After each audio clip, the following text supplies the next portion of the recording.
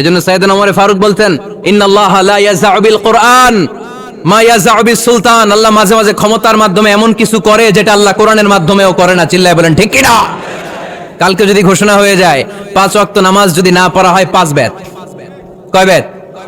Chairman না পড়লে চেয়ারম্যানের পিছনে 5 বেত, এমপি না পড়লে এমপির পিছনে 5 বেত। কথা বলেন। মাননীয় প্রধানমন্ত্রী যদি এটা ঘোষণা দিয়ে দেয় যে কালকে থেকে নামাজ না পড়লে 5 বেত, এটা সবার জন্য এই আইন। একটা বেনামাজি খুঁজে পাওয়া যাবে? সব কই দৌড়াবে? মসজিদে। অজু থাকলেও দৌড়, না থাকলেও দৌড়। কারণ মায়ের উপরে কোনো ওষুধ আছে? কথা বলেন। কারণ মায়েরে ভিটামিন আছে, মায়েরে কি আছে?